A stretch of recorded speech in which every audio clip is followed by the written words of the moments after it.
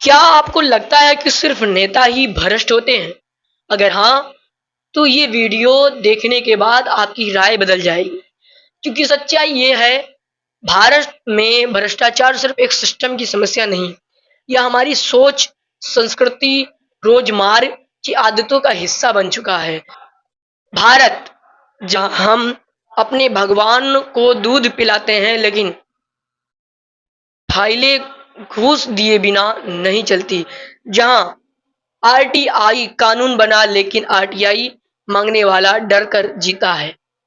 जहाँ हम दूसरों को दोष देते हैं, लेकिन बिजली का बिल कटवाने के लिए पीडब्ल्यूडी बाबू को 200 रुपए देने की में ही हिचकिचाते हैं। तो क्या वाकई भ्रष्टाचार सिर्फ सरकार की गलती है? आज की इस वीडियो में हम 3 हिस्सों में भ्रष्टाचार को समझेंगे। अब आप कहेंगे कौन कौन सी? तो सबसे पहला है, इसकी जड़ें कहाँ हैं, किस स्तर पर कितना फैला हुआ है और इसका समाधान क्या हो सकता है। भारत में भ्रष्टाचार कोई नई चीज नहीं। ब्रिटिश काल ड्राइव एंड रूल के साथ साथ ब्रेड एंड रूल भी चलता था। आजादी के बाद उम्मीद थी कि सिस्टम बदलेगा, लेकिन अफसोस नेताओं ने उसकी विरासत को आगे बढ़ाया। साल 1964 में पहला बड़ा भ्रष्टाचार स्कैम सामने आया, मुद्रा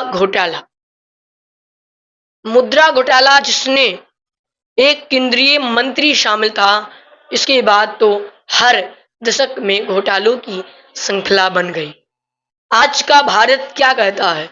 2023 की ट्रांसपेरेंसी इंटरनेशनल की रिपोर्ट के अनुसार भारत 180 देशों में 93 नंबर पर है करप्शन इंडेक्स में, यानी आधे से ज्यादा देश हमसे बेहतर स्थिति में है। निचले स्तर पर आपने देखा होगा, ड्राइविंग लाइसेंस बनवाने के लिए पैसा देने पड़ते हैं, या अस्पताल में ऑपरेशन जल्दी करवाने के लिए आपको घूस देना पड़ता है, पैसा देना पड़ता है।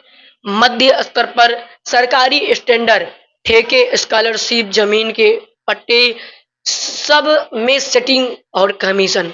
ऊपरी स्तर पर आपको बता रहे हैं 2G घोटाला, 1,76,000 करोड़, कॉमनवेल्थ घोटाला 70,000 करोड़, कोल ब्लैक घोटाला 1.80 लाख करोड़। यह सब जनता के टैक्स का पैसा है, यानी आपका और मेरा पैसा है। ये और कहीं से पैसा नहीं आया है। दोनों पक्ष, सरकार क्या कहती है और जमीन पर क्या होता है?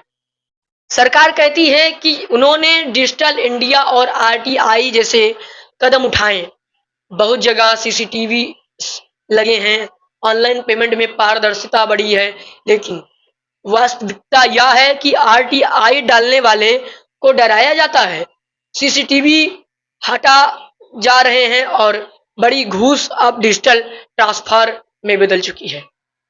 फार्म बदला है, लेकिन फर्जी वादा अब भी वही है। शिक्षा, जब तक बच्चों को स्कूल में नैतिक शिक्षा, सामाजिक जिम्मेदारी और ईमानदारी की कीमत नहीं सिखाई जाएगी, तब तक बदलाव संभव नहीं है। तकनीकी अधिकतम सेवाएं ऑनलाइन और ट्रांसपेरेंट हो, जहां इंसानी संपर्क न्यूनतम हो।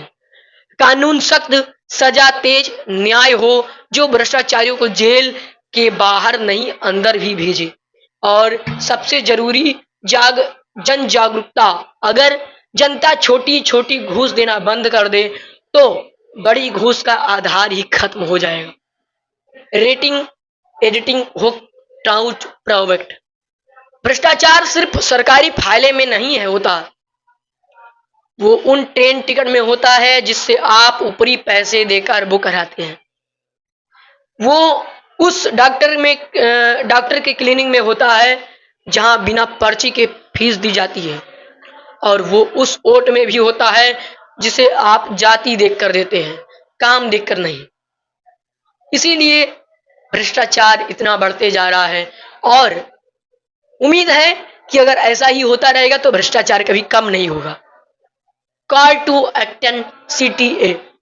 अगर आपको लगता है कि भ्रष्टाचार सिर्फ सिस्टम की नहीं, हमारी जिम्मेदारी भी है, तो इस वीडियो को शेयर कीजिए, कमेंट में बताइए क्या आपने कभी किसी को घूस दिया या लिया है, और इस चैनल को सब्सक्राइब कीजिएगा ऐसे रिसर्च वेड वीडियो के लिए।